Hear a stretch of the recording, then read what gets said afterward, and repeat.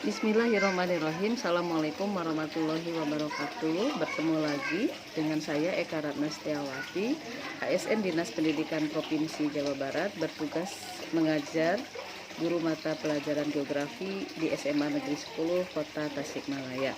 Pada kesempatan kali ini saya ingin menyampaikan materi pelajaran geografi di kelas 11 dengan materi menganalisis sumber data kependudukan di Indonesia untuk perencanaan pembangunan dengan submateri pokok sumber data kependudukan. Nah, apa yang dimaksud dengan sumber data kependudukan? Kita awali dengan sumber data terlebih dahulu. Sumber data adalah sebuah data statistik yang dikeluarkan oleh instansi resmi, bisa pemerintahan dan juga badan swasta ataupun perorangan. Data ini bisa berupa berbagai macam bentuk, grafik, angka, tabel, dan berbagai macam data statistik lainnya. Nah, untuk sumber data kependudukan sendiri di Indonesia ada sebuah badan resmi pemerintah yang bertugas untuk mengumpulkan, menerbitkan, dan juga mengolahnya, yaitu Badan Pusat Statistik atau yang kita kenal dengan BPS. BPS selaku Badan Resmi Statistik Pemerintahan Indonesia menggunakan beberapa metode pengumpulan data. Berdasarkan dari data pengumpulannya, data dibagi menjadi dua macam. Yang pertama data primer, yaitu data yang diperoleh secara langsung. Yang kedua adalah data sekunder, yaitu data yang diambil dari berbagai sumber resmi lainnya.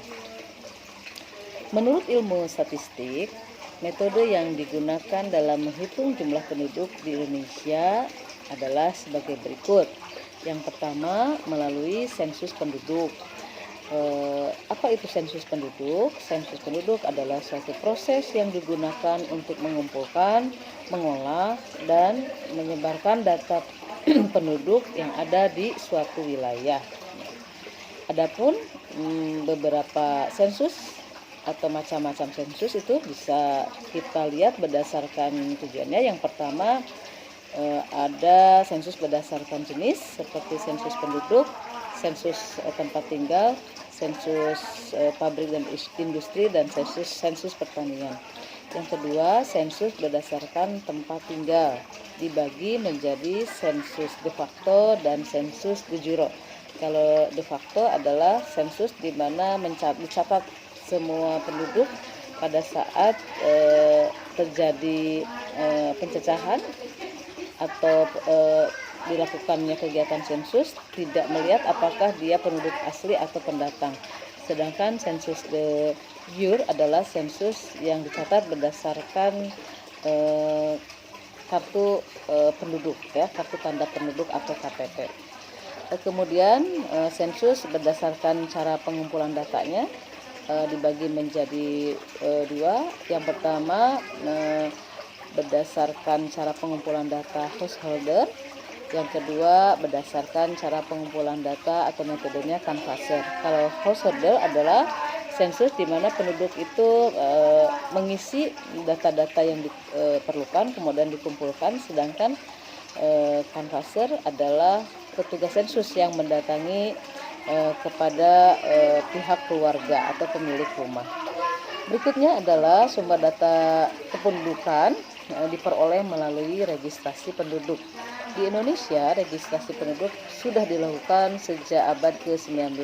Registrasi penduduk adalah kegiatan yang dilakukan pemerintah setempat bekerja sama dengan keluarga mencatat peristiwa penting mengenai kelahiran, kematian, pernikahan, pengangkatan anak adopsi, dan peristiwa penting lainnya. Tujuan dari registrasi adalah pengumpulan data yang bisa diproses guna perencanaan lebih lanjut dalam sebuah pemerintahan.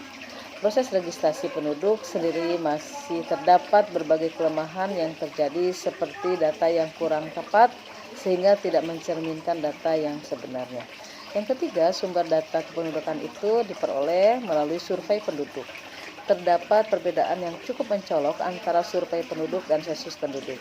Survei penduduk adalah proses pengambilan data penduduk menggunakan sampel data. Jadi menggunakan perhitungan statistik data sampel yang diambil. sampel tersebut mewakili beberapa kelompok penduduk.